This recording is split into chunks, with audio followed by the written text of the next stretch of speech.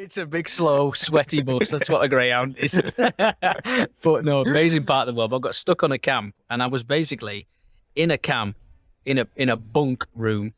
There was me and another fella with 12 kids In the same room? in the same room. From, I think we had about 9, 10-year-olds. And in Maine, there is big ants, big spiders, moose, and bears. And these kids are coming in with chocolate bars, and I'm like, you can't have this. Have you got any sweets in your bed? And they're like, no. And I'm like, well, there's an ant trail over my bed telling me you've got sweets somewhere.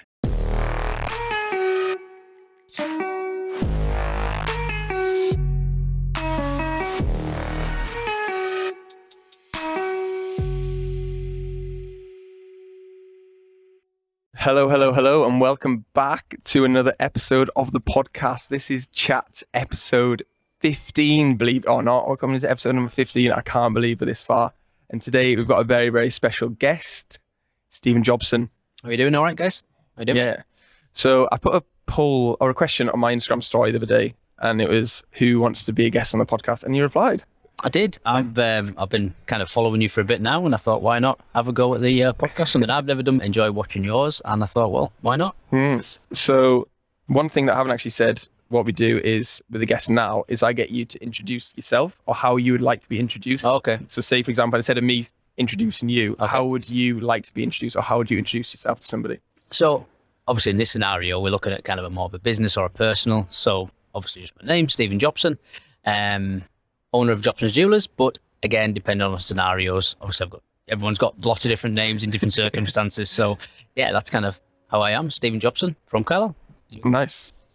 So I've prepped you for this, and you've already told me one. Well, it was kind of out there, wasn't it? Wasn't it? So if you haven't watched this podcast already, we start off with like 3 facts about yourself to a bit of an icebreaker, get to go on you, the audience gets to know you as well. So yeah, go ahead and tell us 3 facts about yourself. So 3 simple facts about me. I have recently, just a few days ago, got engaged. Congratulations. So big news. Thank you very much. I am a father of 2 boys, 10 and 7, and I own a business in Carlisle called Jopson's Jewelers.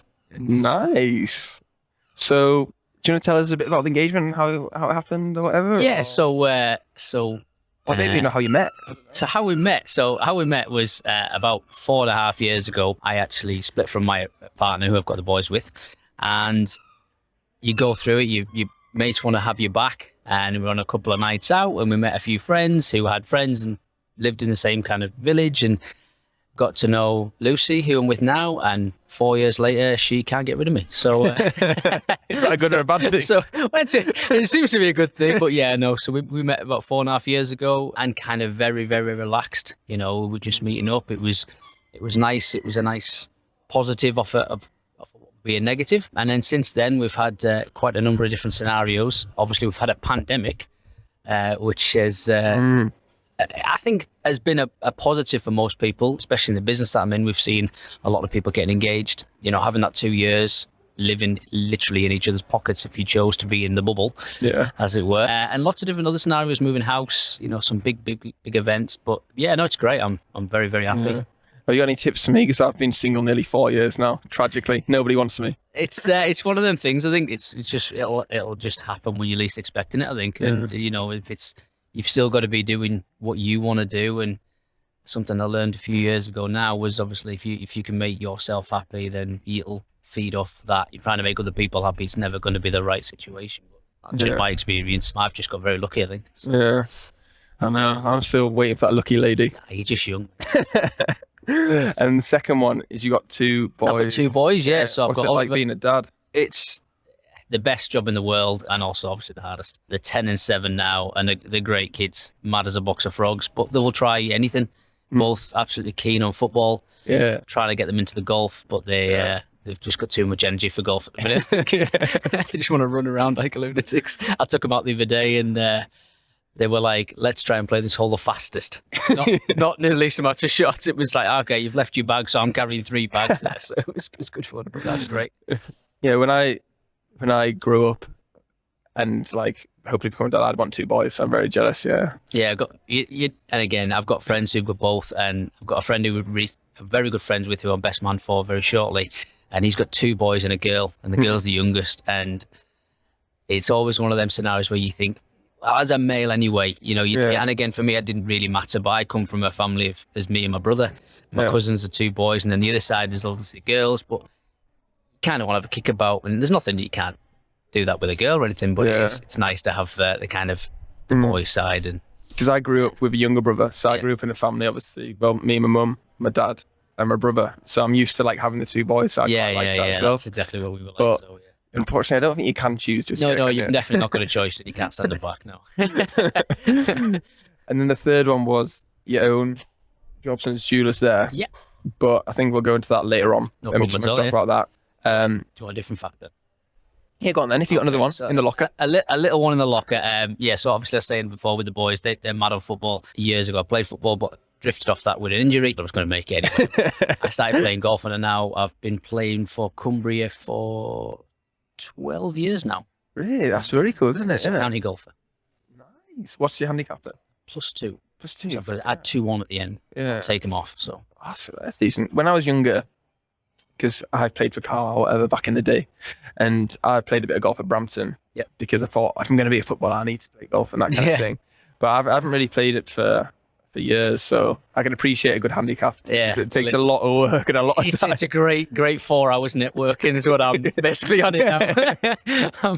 Yeah, networking to the life. Another networking event this Saturday against Lancashire. So, No, that's cool. I think it's important, isn't it, to have a hobby outside of work as well. 100%. You've got to have your own time, and whether that's an hour or golf is very time oriented. It's 4 hours usually for a round of golf, but it takes me away from the distraction of being a dad, being a business owner. It's I just leave the phone in the car. It's my total de-stressor, and it's a bit of a game changer for me. I need that. Yeah. I need that time away from everything, and it's quiet on a field. Even if it's on a football pitch or the gym or whatever, you just got to have that time for yourself to like a reset. Yeah, to like switch off. Because 100%. I was speaking to someone who's like a nurse, for example, and the other day, and she was saying that she likes to say like read or go on runs to switch off because she finds it hard to not bring things back from work. So it's similar for you, isn't it, really? Yeah. To not take things back from 100%. I mean, we've got, obviously, your phone nowadays is not just a phone, is it? It's a diary. It's a social media platform. It's your mates contact. If you're always on it, and it could be 5 or 6 different things, you're banking, it could be you're always on it, and you need to have that break. And I get that from my golf. Even with the kids, sometimes they want to, if it's a school texting, it's you're always on the phone, and it's really difficult to just, I don't even turn it upside down anymore. I just leave it just for the time I need to focus on what I'm doing, which is really hard to book anything because you're obviously booking it on your phone and then you get distracted by someone wanting something, which is, it's my reset. Because I've got 2 phones. So I have a personal one that only a few people have, and then I've got like a business one. And I try not to even have any business people on my phone. Yeah. I try and do everything like on the laptop, on like Slack we call it. But I have my notifications on like do not disturb and stuff like that, because I find that it's just when you get a vibration or a notification, you just want to check it, don't you, straight away? You're like, oh, I'm cool, somebody wants to talk It's to me. the itch, isn't it? It's the dopamine hit. Well, it's the, what's it called? Just a bit of A dopamine sense of urgency. Yeah. You've got to reply. And I've really, especially in the last year, I think lockdown actually helped that. I don't need to respond straight away, because I was getting to the point, and even this year, to be fair, we've been so busy. I need to respond quickly, because if I don't, someone else will. And people do appreciate the sense of urgency, but we talk about your phone. I've had to put my phone about 20 to 10 now, and it is on do not disturb. It doesn't go off, because it was just midnight, 1 o'clock in the morning. And then because your brain's ticking over all the time, you can't sleep. And if you can't sleep, you can't perform. And I really had to reset a few things about that, and I did a few different courses. It's a vicious cycle, isn't it? It is. It's easy to get into the rut. And you look at how much screen time you've had in a day, and you go, God, that could be not social media, that could be work, and you're like, I've had 10 hours at this. This is a lot. I need to just reset and go again. But it's also an amazing tool. No, yeah. Like I've said multiple times before, if I didn't have that or social media, then I'd have no money. It's mad, because you can only make money when you're in time, whereas if you can make money while you're asleep, that's where you can change the game a bit. So now we've gone through the facts, I think we'll go back to a little Stephen. and what you were like maybe growing up Mhm. or like as a kid, and then maybe where up until where you are today, or maybe when you took the business over. So if you roll back the years a bit, then what were you like? Roll back, I mean, I was always very active. Always wanted to be outside. And again, I'm 38 this year, so we were talking like the original Nintendo. Borderline. Someone came in who would actually with a watch and was like, it's 35, it's a vintage. I'm like, when did I become vintage?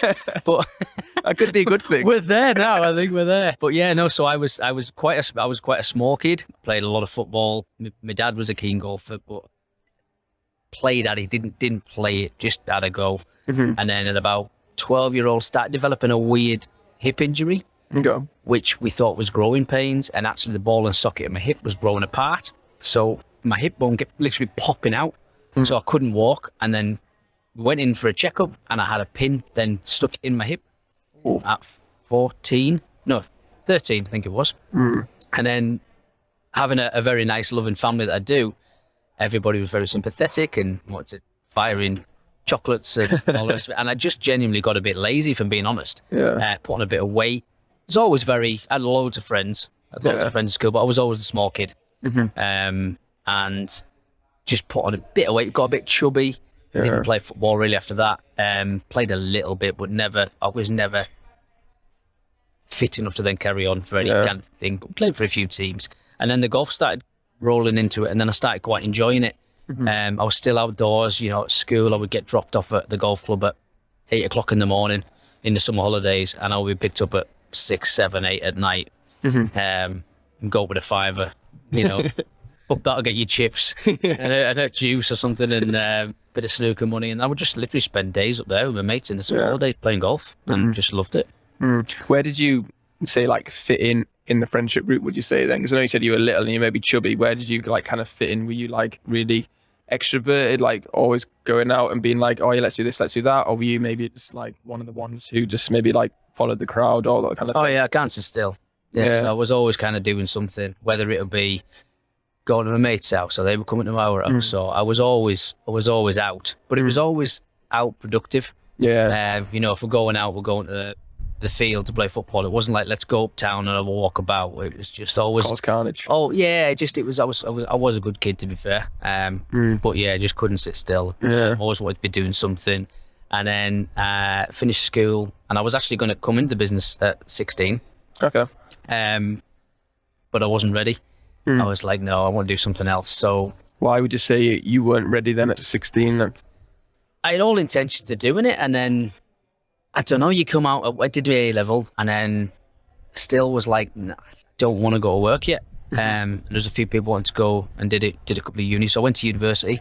I went up and studied golf and leisure management, which is a degree. But it was a good one. It was the best thing I ever did, because I learned a lot about myself. Yeah. At 16, you don't know anything about yourself, really. No. You think you do, though. Very raw. You think you know everything, you know nothing. But you put into university or college and then university, and you kind of, you do learn life skills. You go on trips, although organised, you have the freedom. And I went over to America and did a couple of, don't know if they're still doing it now, but they were called Camp Americas, and you would, did a bit of that. Didn't do much travelling. Obviously, I've been around a lot of places, but I never travelled. Went to university and did all the rest of it. And then, as I was doing the golf degree, met a load of really good friends, and then thought I'll come back. And then I actually thought about turning professional. But to become professional, I had to get some money. So I went into the motor trade and never played golf.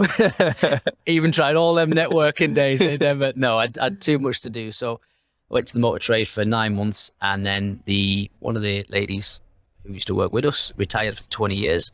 So there was actually a space in the business. So I decided to come in. Cool. So I was going to say, like, what made you choose the course you did at uni, but I think it's pretty self-explanatory. Yeah, it was. It was kind of, I didn't know what I wanted to do. Yeah. But I just wanted to still have a good time. But then have a bit, you obviously are still working.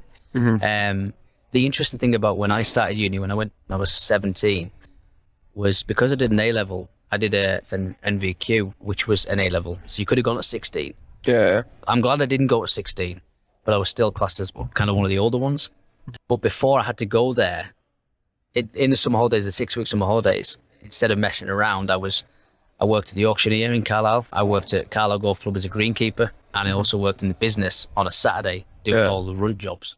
But I was basically working 3 jobs, 4 days a week. So I'd get up at 5, go to the golf course, rake the bunkers, finish that by 8, be in the shop for 9, and then the auctioneer for 7. And I did that consistently for 6 weeks. I was sleeping in my car in the golf club car park because I slept in one time and I felt horrendous. So I was literally in the car, blanket on, asleep.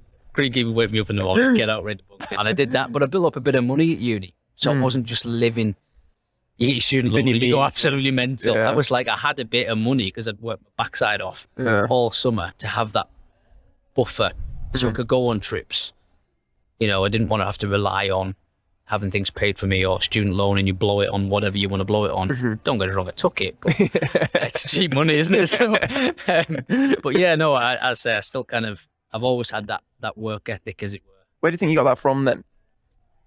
Definitely my mum and dad. I mean, we've had 2 shops, and my dad's been in the business since he was 16. Well, he was, and he basically worked since he was 16 years old, and I've always looked up to my dad as a role model. Yeah. And when I came into the business after uni and after the motor trade and all the rest of it, you're a bit older. I was 24, and I kind of looked at it and thought, well, yes, I would love a family. And I kind of took a step back and thought, if I can have the life I've had for a family, I'm winning at life there. I've had a great life. So I think that's a good mindset to have, isn't it, really? Yeah. Very reflective at that age, especially. I'm very lucky in the fact that, you know, I went away and I tried stuff. And as I say, you just look back and think, look back, I was only 24, but, you know, moving forward, if I can have the life I've had again for a family, I'd be a lucky man. That's cool. So how do you think then, because for me personally, when I went to uni, like when I was 18, I remember my dad dropping me off and then just being there because I went to Cardiff uni. Okay. And I was just like, what the fuck do I do now? I just left on my own devices. Just like, I've never been left on my own, what do I do? And then from like 18 to 22, because I was 4 years at uni, because I did a placement year at the North Lakes Hotel in Penrith. And then think like, even though I don't use my degree now, it was more like the life experience. Like you say, it's even like basic things like cooking and cleaning, doing the washing and like scheduling, planning, all them kind of basic skills and like the networking and that kind of thing is what I think I probably learned. But what would you say you learned mainly from uni then? 100%. I mean, yes, I had a passion for what I wanted to do. And there is fields within that industry. There's lots of fields you can go into. You can go traveling, you can get, you know, places abroad. But when I was at uni, you know, the bursaries were only just starting to come in. Okay. Put it this way, when I was at uni, Facebook was in year 1 when I left. So, you know, it was... Still live on how old you are now. Honestly, it sounds like 2 minutes ago, but it was like, that was not a thing. I think it was MySpace was the thing there. But, you know, we still go back every year and we still have a reunion and we still all get together and we have a game of golf and see the lecturers and things and see how things have changed. And they do an amazing job. It's up at Myers School College there.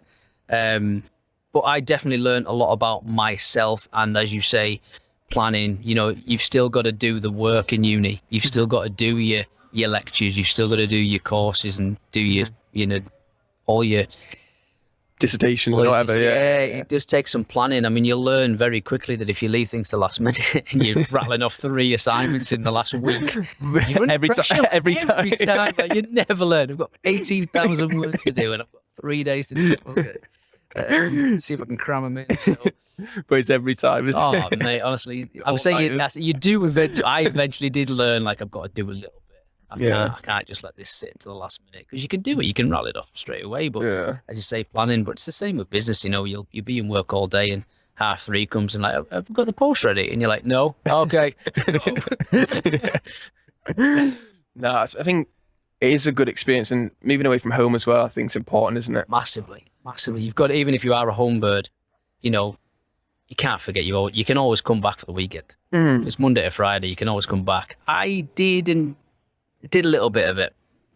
Didn't do a massive amount, but again, same as probably at school, I would always go, right, okay, my mates are in Manchester, right, I'm going to their house for the weekend. Going to, you know, all these different places. It was great. It was really good. I think, like some of my friends, they've lived in like Carlisle all their life and they've never moved away. And I always say to them, it's, even if you're going away for a few months or 6 months or whatever, it's good to just like a flip of the mindset, isn't it? Because it's different vibes. Fight or different flight, places. isn't it? People are scared to take a little step, and then once they do, that's not that bad. A little more step, that's not that bad. And then you're like, all right, I don't want to go traveling around the world. You know, it is good. And the American thing, which I did, was good for that. Yeah, how was that I was then? 20 when I went out there, and it was actually sold to me wrong. I thought I was going out Shock. there. I was genuinely shocked. So I thought I was going out there to help coach kids how to play golf. That's what I was kind of wanting to do. And I got stuck on a camp in Maine. And I was Maine? Maine, New England. So Because sorry to interrupt, but I was born in Boston, Massachusetts, in America. Yeah. I mean, amazing place. Yeah. It was an amazing place. And then I flew into Philly, and then from Philly, we got the Greyhound, I think, to Maine. It was like, yeah, it was a long bus drive, that one. But I was like, I'm getting on a Greyhound. Like, they're quick then. Nah, it's not quick. it's a big, slow, sweaty bus. That's what a Greyhound is. But no, amazing part of the world. I got stuck on a camp, and I was basically in a camp, in a bunk room. There was me and another fella with 12 kids. In the same room? In the same room from, I think we had about 9, 10-year-olds. And in Maine, there is big ants, big spiders, moose and bears. And these kids are coming in with chocolate bars. And I'm like, you can't have this. Have you got any sweets in your bed? And they're like, no. And I'm like, well, there's an ant trail over my bed telling me you've got sweets somewhere. And it was, didn't really do much coaching. I was basically a counsellor for these kids. And then I got there, and ironically, when I got there, there was a fella who'd been there before me, who had been kicked out because one of the kids didn't like him and basically said he was hitting him. And he just got booted, gone, exported From the out. UK? Oh yeah. It was like, okay, you've got to be careful here. But I genuinely get on quite well with people, and I help. Didn't hit any kids? Didn't hit any, not just Not that was reported anyway. not that was reported. Felt like it a few times, especially with the sweets. But no, it's again, having a 10-year-old now, and he's in football team, and 7-year-old's in football team. Yeah. I've got the ability to kind of make them laugh, and it's kind of one of them where it's nice to see them happy, and they do look up to you. Yeah. So if you can make them have a good time. But we're on a lake, and I was like, oh, great, we'll do this water sports, and did none of that. And then we came to the last week of about 6 weeks, and I'm like, I haven't been on a trip yet. I've been stuck on this camp. I want to go whitewater rafting. And I'll be honest with you, we all did something pretty terrible. So I went on with this trip was with the older kids. They were 14 to 16 at the time, and we went on this whitewater rapid trip. And there was 4 counsellors, me being one of them, and we took these kids to the rapids on the bus and whatever, and the guy dropped us all off. And I remember it so clearly. There was 6 people to a raft, and 4 of us who were supposed to be in a raft together, we just went, we're having a good time, see you. And we just left the kids on these rafts with the people going down the rapids. I'm like, we're going to have a day, right? We haven't been anywhere. So we literally went on this trip. It was great, yeah. They all survived. That's amazing. Have they all got life jackets on? Yeah, right, they'll be fine. That's so funny. So it was sold as a golf Camp America then? Yeah, so it was sold as you are going to go out there, help kids learn how to play golf, and you might have to help every now and again. Yeah. I mean, the place got blacklisted. Because it was not what it was sold. It cost a lot of money to get there, even though you volunteer and you get paid a bit. Yeah. It was like $190 for the whole time I was there. It was totally missold. But again, I'm sounds mad, but I am glad I did it. Yeah. Because it's, you're out in the wild, and then again, you've got every 2 weeks, you've got a new batch of kids coming through, so you've got to then reset, go again. Yeah, it was what it was. Good experience. Very good experience. Yeah. I wouldn't do it again. Yeah. Because of, I would have done it even if it was sold properly, but it was getting kind of going out to the way, getting away from Carlisle. It's the fear of the unknown. But when you know you're going to do something, it's totally different. That is different. Yeah. But I think you always regret the things you don't do. My mum and dad always have said that to me for however long. And like you said, you've experienced that, and you say, oh, right, to be fair, it was good in this sense. It was not good in that sense. I wouldn't do it again, but at least I've done it now. Yeah. So you can tell the story. It's ingrained in my brain. I've got stories to tell from it. That's one story. We only got an hour. But so then, after you finished that, then you came back, and then what? So still in uni then. Yeah. Okay. So obviously did that over the summer, and went back to uni, and then kind of went off from there. So I came out of uni, thought I was getting better at golf. I still wasn't a scratch golfer by then. I thought Yeah. I'll try and get better. I was close. I'll try and get a bit better. And I went to the motor trade to get a bit more money. Always loved cars, and I literally never played. Yeah. I was too busy working 6-7 days a week. tough. It was torture. Yeah. It was torture. It was good, but you always get. I think you've got to be built for the motor trade, because I just got the impression that whatever I did was never enough. You'd smash the month's record, or you'd beat the next month's targets, and the targets would go up. Yeah. It was always like, well, you've done it now. Here's your better one. You were never rewarded. It was, why haven't you done this? Why haven't you done that? It was a very, for me, I found it quite a negative place to be. But again, I would never regret it, because I learned sales. Yeah. You know. I think that's one thing that I wish I maybe did when I was younger, like a more salesy job. 'Cause I think that's the one thing that I lack in my skill set is sales. I feel like I'm good at marketing myself, but like selling or closing, that's the one thing I struggle at. So I've always wanted to improve that sense. From what I've seen, it's selling is whether you're selling yourself, not in that way.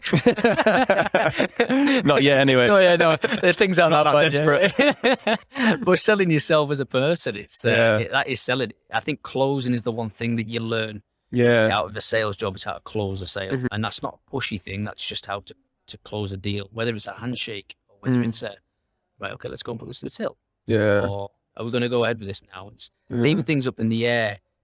And that can be from both sides. Someone's like, I'm going to do this, but I haven't quite done it yet. Someone's saying, I'm going to, right, let's get this video done. Yeah.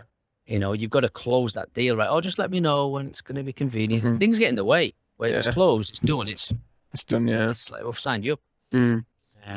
So after the motor trade, was it motor trade to? Motor trade to Jopson's. So, yeah, motor trade to Jopson's. And if I'm being honest, I came in with the right mindset, and I got in there, and it's your family business, and I will be the first to admit I was sloppy and lazy. My dad had been in for 30 years at the time, I think, when I came in. He was a watchmaker, and I came in, granted it was a new set of eyes, and I didn't know at the time the business wasn't doing great. But it was a new set of eyes. You know, obviously the likes of Facebook were starting. The new till software, it was all handwritten before that. And again, it's that many years ago now. It's 15 years ago. So new software went in. Emails were starting to become very popular, but also because of emails, so were scams. I always remember my dad paying Google ads. He was paying 7 different companies to be on the first page of Google in Carlisle. I'm like, there's 7 jewelers. We're going to be on the first page. Doesn't matter who you pay. I'm looking going, who's that to? Oh, it's Google ads. And then who's this to? Oh, it's the same one. I'm like, no, this is Google _ ads. Oh, it was like, so we had a lot of, so we just stopped a lot. Yeah. And I was like, see if this changes it. And it was kind of like, just, again, he was trying to get that new moving with the times, but he didn't understand it. And to me, see it still now, I still don't understand a lot of it, but I just thought, well, let's stop it and let's try doing it just this way. And that new shift brought new eyes. Because although it's a jeweler's, and we've had generations of people buying stuff off us, you know, we've had young people coming in with grandparents. All right, Jake. But Sorry, we've had new people come in to the business who grandparents have bought off my grandfather. My grandfather started the business, and then he passed on to my dad, and then he opened another shop in Allen, which is where Mum's from. He was on the high street for 25 years, and then he closed the Allen shop down and is in Carlisle, and sadly passed away 3 years ago, very randomly through a heart attack, just before the pandemic. Lucky in a way that I'd been in 11 years, and I kind of was taken over, so I wasn't like a rabbit in the headlights when he passed away, but certainly didn't learn as much as I could have off him. But I think coming into a family business then, what was that like? Because I can't relate to that at all. Because you said you're a bit sloppy to start off with, but how old were you? 24 when you went in? I was 25 when I went in. Yeah, 25 when I went in. So sloppy in the way that, you know, and again, I was still living with them at the time. just about to looking at houses and flats and things. Yeah. And yeah, you were kind of you're at home with them as your dad, in effect, and then you go to work and he's your boss. Yeah. And it's very hard to try and transition that because you don't want to. Carlisle's a very small place, and a lot of people do know or knew of my dad. Yeah. And I didn't want to get someone's watch and go, I'll just give it to me dad. Yeah. I'm 25, so I'm like calling him Malcolm. It was kind of like, is it your dad? I'm like, well, yeah, it is. But it's like work. But at 9 to 5, he's Malcolm. So it's kind of, yeah, it was quite. It was like, he always worked with his dad. And it was kind of that he was working there from 16, so he was a lot younger than I was when he went in. So he was kind of like, his dad had probably told him how to be. Yeah. Where I already kind of had been to uni and had my own way of thinking how I wanted to be. Don't get us wrong, it wasn't a disrespect thing, but definitely had that home clash, at work clash. Sometimes you just speak to each other and there's like the people in the room, and you're like, you kind of take a step back and you go, I shouldn't have really gone at it like that with people. You do, and then Family, but the thing is, families is great because you say the things you say and then it's put to bed and it's like, move on. 2 minutes later, you're fine. So then how did it kind of go, say, from like then 25, then I was imagining there'd be some ups and downs, and was there? Yeah, so 25, as I say, I'll be the first to admit, when I got the flat, which was actually just down the road, it was getting to the point where we'd open at 8:30 and I was like getting out of bed at 8:15, thinking I can get down there in 15 minutes and get a shower. And I was like just becoming a bit lazy, a bit sloppy. And then I kind of had to give myself a shake, and I thought, well, this is going to be my business because I could sell it. The sales side was fine. It was just, I just knew nothing about the business and I wasn't really interested to learn. Yeah. And then I thought, I need to give myself a shake here. And if it's going to be mine, I need to give this my all. And then for the last 10 years, we've had record year. And it's developed and grown and grown. And since the pandemic, we've actually doubled our last year. So we've got 50% from the year before. So it's really been amazing. But it's been consistency and it's been hard work, but I love it. I absolutely love it. Yeah. Whether it's selling a watch to someone or I'm watching them make money or loving the thing they wanted to have their whole life, or getting someone an engagement ring and then seeing them get the wedding ring and then they have a kid.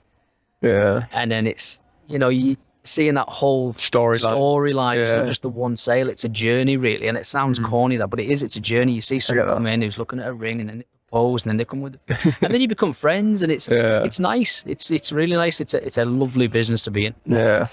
So what was it like then, say, transitioning from just working in the business to then taking over? I know you said obviously dad passed away suddenly, but were you said you were kind of like ready, or you were kind of running it? So if I just say kind of like the flip of the switch from like you being like lazy and whatever to like, I want to take this on kind of thing. Yeah, so it was a bit of a unique moment, as I say. I mean, we got to the point where I was in town, in a flat just down the road, and I say it was like 8:15, 8:30 in work, and you just you feel groggy, It was out kind of partying probably, any chance I could really. I was living in town, and obviously that uni side still. Inside here. And then I say, once I give myself a bit of a reset and a shake, it was like, right, okay, let's see if we can make this successful. Let's see if we can really give this a go. And then seeing other businesses as well kind of thrive, as it were, and people I knew within businesses. I'm like, okay, I'd love to be there. How do you get there? Well, you can only get there by hard work and doing a bit of research and tapping into other assets. Yeah, sacrifice. Networking for 4 hours, Definitely not chilling. but genuinely, like, we get invites to go places from businesses and going on them and learning from other people and just kind of sitting back and listening to what they say and asking them questions and going from that road. And whether it'll be someone my dad's age or whether it be a younger person, what they doing, and you're going down to buying meetings and I'm starting to ask the questions down there and who's doing what and what's trending. But that was within a network of people, not just on the screen. Yeah. And it just, I've brought in a new set of eyes probably at the right time, and probably where my dad did with his dad. He brought in a new set of eyes at the right time. And it was, I think we've just, with a family business, 3rd generation, we've kind of been lucky in the fact that we've had he's probably had 62 years, and so probably went 25 years, and it was like new set of eyes. So I came and we had a refit, we made the shop look different. We freshened it all up. It's not cheap, but you've got to invest in yourself and where you are. And move with the times. It definitely helped, and you just grow up. Yeah. I'd had my first kid then, and you have to look at them and you go, I need to create a life for them. Yeah. So you need to work hard, and it's your family name. You want it. Yeah. You don't want to be the third generation that failed. It's a bit of pressure there. Like, once you've dropped it into your head, you're like, oh, but 2 really successful generations here. I need to make this work. I don't want to be the failure. The kids can do that. I need to make whatever I had. I need to be better for my kids. And I've had a great life, but it was like I want to be. You hear, and there's a lot of that about now. Yeah. Whatever you've had before, can you better that? Yeah. There's your goal. Go over it. And yeah, we're touch wood. We're flying now. Yeah. I think that's what people's perception of businesses are, isn't it? They always see like face value, don't they? They see the shop with the watches, but they don't understand or realize all the hard work and the sacrifice and all that kind of stuff you're saying about before that goes in behind the scenes. Speaking of people at 1 o'clock in the morning, about maybe buying something, it's there's a great reel on, I don't know what it's on Instagram or TikTok, and it says, what's it like being a business owner? That guy's like, sometimes it may be good, sometimes it may be shit. And that is like the perfect scenario. You see all the good, but sometimes it is hard work. Like, it's brutal. You have to be a certain kind of person, don't you? You know what I mean? Like, say even for me, like I'll be thinking, oh yeah, I'm having a really good week, and then the next day you're like, oh fucking hell, I hate my life. What is going on? I have 3 cancelled appointments now. Yeah. I'm like, oh, I just need to get a job now, don't I? Fuck's sake. And I'm like, I'd be miserable if I had a job, so no. No. But you have to be, like I say, you have to be a certain kind of person, and I feel like even like my friends would think, what do you actually do? Like, during your day, you just like sat on your phone with your laptop and that. I'm like, mate, you don't even want to know what I do. And this is the thing with sitting on your phone. You're like, they'll probably see you just sitting on your phone when you are working. Yeah. And again, it's kind of another thing. It's recently, and you can relate to stuff. And it's like, I quit working a 9 to 5 because I was sick of working 9 to 5, sold my own business, and now I work 24. And that is a great one because it's like that. No, that is so true. And there was another one I was watching, like a YouTuber, and he was saying, oh yeah, I never wanted an office job, and now I've got my own business. I sit on my desk on my laptop all day. But yeah, it's funny, but it's different when you're working for yourself, isn't it? Because the more work you put in, the more rewards you get.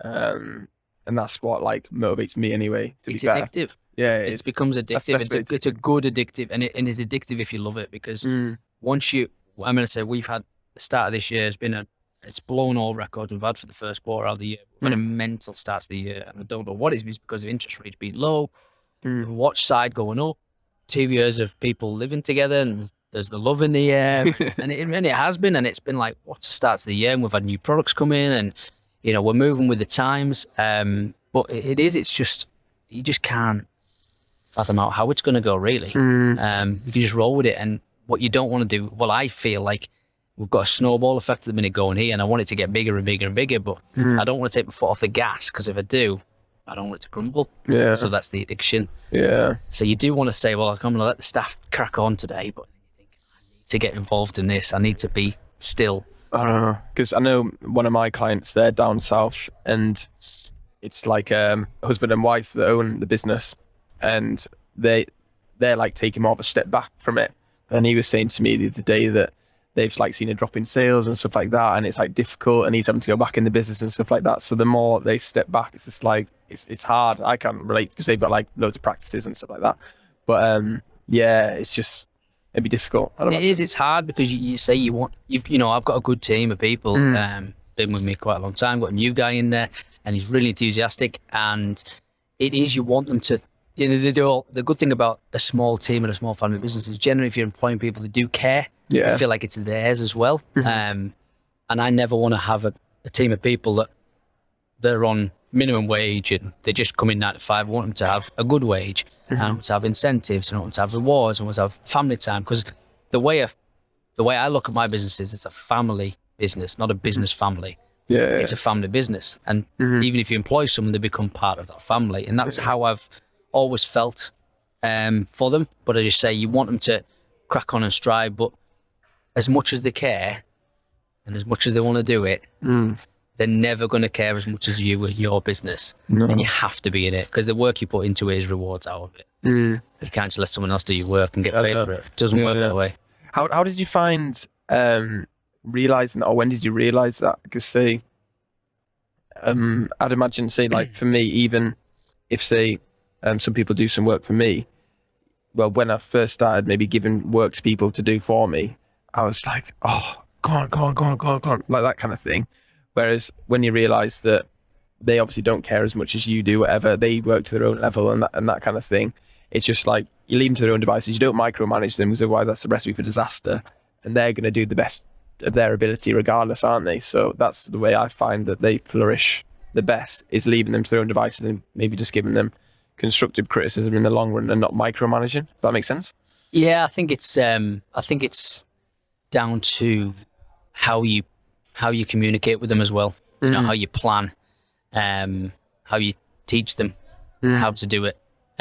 But a lot of the time, it's honestly not their fault, because when someone comes into a local business, you know, if someone contacted your team, that'll be because you're the face of that business, and they want to speak to you. And whatever job they can do, they could do your job better than me. They just aren't me.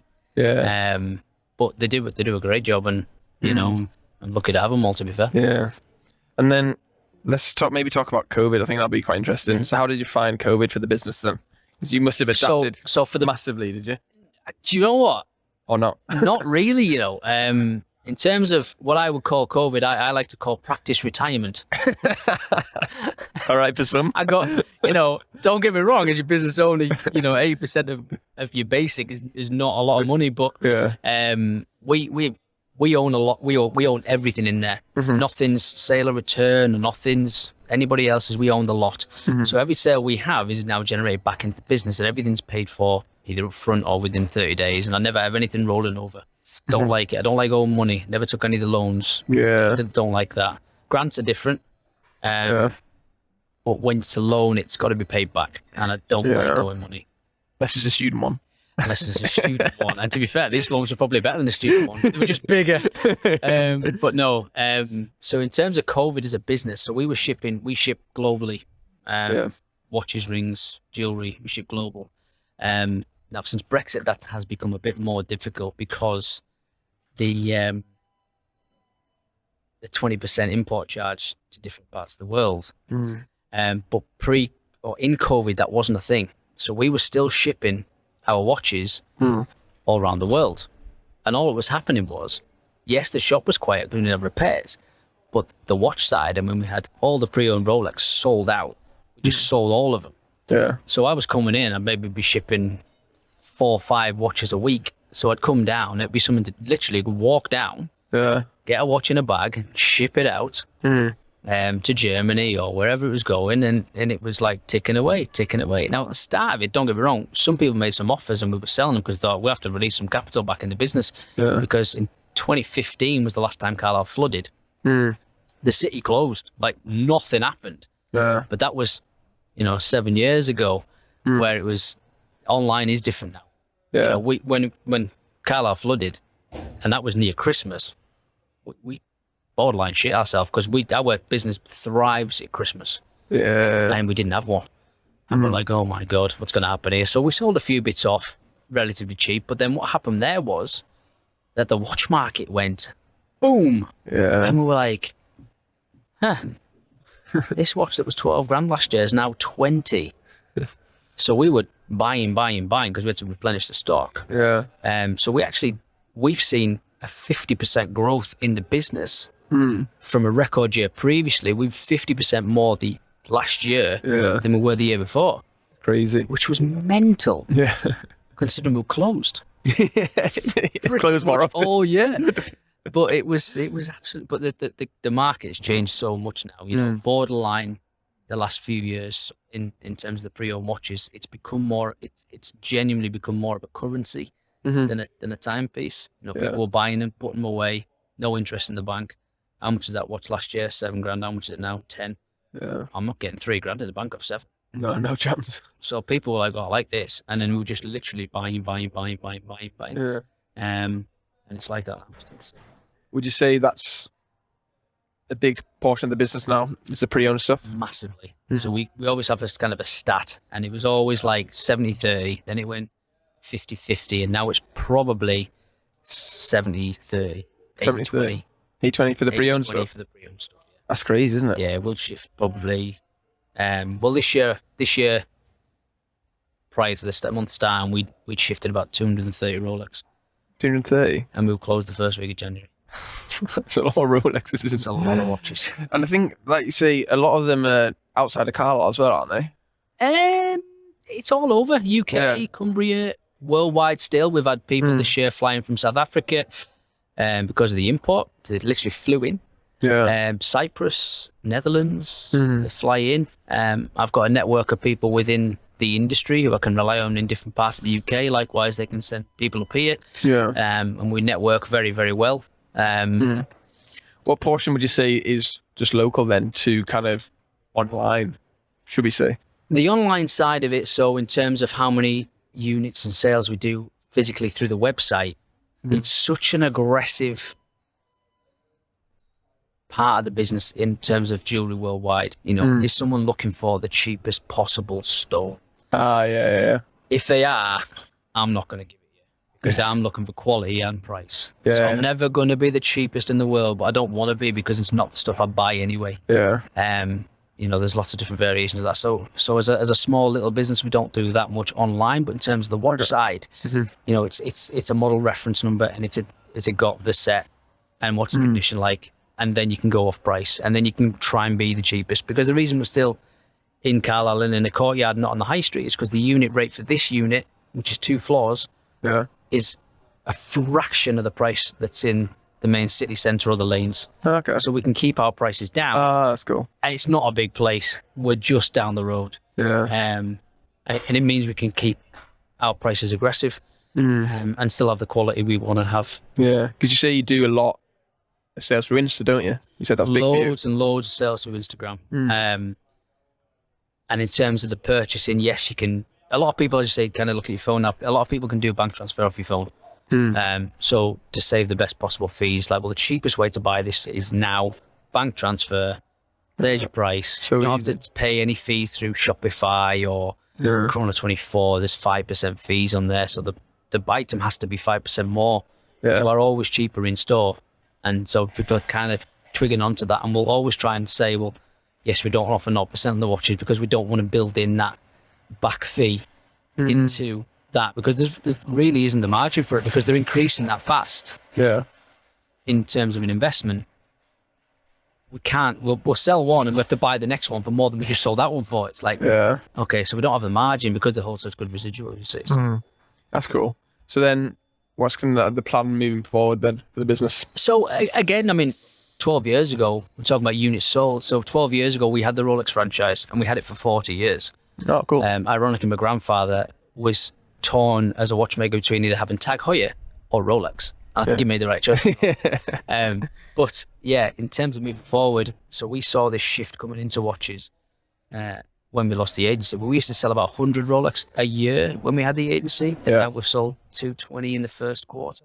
Silly. It's silly. But again, that's just shown that the growth and the demand of watches. You know, if you look on the popular shows now, Love Island, they're all wearing Rolex and gold and bling. It's a disposable asset. So we're now able to see that and grow it that way, as well as trying to hit new points of there's always going to be a market for engagement rings. It's always going to be a market for wedding rings. The jewelry side of it has slowed down because a lot more fashion jewelry's come in. Pandora, Nation, you know, generally changed, stacked on top of each other. And you can get it for relatively cheap money. It's not gold jewelry anymore, but we still do have a big following for really nice gemstones. So, but again, it's certainly not the volume it ever once was. But again, it's just fashion's changing, I think. Yeah, just trends and stuff. Yeah. Right. So let's go on to. I know you're looking. Yeah, enough about business. I know you're looking forward to this part. We've been going 50 minutes, you know. So it's all right. Three. We're having fun. Huh? So everyone's favourite segment on here is the relationship advice questions. So we've got 3 here. We'll do quick fire because I know you're a busy man. That's all right. So the first one. So what we do is we anonymously name them. So this is a boy. What are we calling him? Paul, right. So Paul's messaged in, and he's gone on a date with a girl, and she's previously offered to pay half of this date. I'm assuming it's an expensive date, but she conveniently forgets her cards on the date, so he has to pay. How or should he follow her up? I just think that's got to be how the date's gone. I mean, I'm talking about online banking here. I mean, here we go. Friends and family PayPal. No, genuinely, if the date's gone well, and she's conveniently forgot her cards, just man up, just get it paid. Yeah, Just get okay. it paid. No, but he's paid for it, Okay. and then they've obviously gone their separate ways, and then like the next day, she obviously hasn't paid half, even though she offered. How does he go about, like, does he follow her up and say, oh, do you want to transfer me that half? What, they're not together though? Looks like it's just like a day, You've got to be asking a question there. Like, So he just needs to message her and say, just sell me this money. just ring it. Don't message. You can block that. Right, Paul, ring her, Ring it. grow a pair, and get her to pay the half. Get that half of your money back, mate. Depends how much that half is, let's be honest. If it's a tenner, mate, let it go. It's 100 quid. Get a call. Right, Paul, there you go. So next one is another man messaging in. So what we calling him? Oh, Matthew. Matthew. That's my middle name, actually. So Matthew's messaged in. Not about you, though. So Matthew's messaged in. So he's going away with his girlfriend. He hasn't said where he's going, but he's going away. They're looking for hotels, and he has a very different budget to her. Hers is a lot more expensive than his. What does he do? Does he book the hotel she wants and go into his overdraft, or does he confront her and have that conversation with her and say he can't afford it? If it's his girlfriend, honesty's the best policy. You reckon? I think you'd be like, I want to go here, it's $1,000, and you're like, I want to spend 500 quid. I think I'd be having the conversation and being like, I'm going to be honest with you, now's the time. Like, we spend £500 on this, we spend £500 on spends. That's a very good point. Let's go £1,000 and let's eat in the hotel the whole week. So Matthew, Honesty's the best policy. Matthew. communication as well, isn't it? Absolutely. And the final one is it's a girl. What are we calling her? Jenny, Right. where these names are coming from. So I don't know why Jenny you're messaging and asking us for relationship advice, but so Jenny is in a relationship with a boyfriend. She's been together for 2 years, but they're having a few problems at the moment. She doesn't actually mention what problems they are, but little things adding up. But her boyfriend is actually going round telling his friends about the problems, and she's recently overheard them. So what does Jenny do? Does she like end it? Does she finish it, or what? I think she feels a bit embarrassed that everyone knows. I think Jenny needs to understand there's two sides to every story and ask what's been said. Yeah. Everyone needs to talk about things. No point in bottling it up. You find out what's been said and understand there is two sides to every story. And then there's the truth. Two sides to every story, then there's the truth. Absolutely. You've got to find that middle So, ground. so Jenny, find out what your boyfriend's saying, and then go to Conversation. communication is always key. Communication. Not Right. hiding things. So I think that's pretty much it for the podcast. Have you enjoyed it? It's been good, yeah. Enjoyed it. Yeah. You waffled on far too much. That's the point, though. You're the guest. Oh, fair enough. You're welcome. So do you want to plug anything, like your Instagram, your shop? Yeah, so obviously we're sat outside the shop. We're outside a new bar called Oka. Also in the courtyard now is a Mexican bar called Medusa. Sorry. Yeah, it is Medusa. Yeah, Medusa. Street food. And, No, it's not Mexican. It's only next door. And yeah, we have our shop here, which is just behind us. So pop in if you are looking to get engaged, Jenny or Adam or Matthew. Matthew. And Paul. Sort it out, Me. Paul. Yeah, we need to find you a girlfriend. Yeah, I know. Yeah, no, we do. We pride ourselves on offering the best service we can and also looking after everybody and offer the best possible prices. So we'd love to see you. 63 years this year. I say family-run business. Very proud of that, and we do work very, very hard to accommodate you all. What's Instagram? Is it at Jopson's Jopson? Jewelers, yeah. So it's Jopson Jewelers on Instagram. But yeah, everyone, I hope you've enjoyed this podcast. Episode number 15 done. If you're watching on YouTube, comment your favorite part. Nobody ever comments. Like the video. Don't forget to subscribe. If you're listening on Apple or Spotify, make sure to follow, leave a 5-star review, and we will see you next time. Thank you. Bye.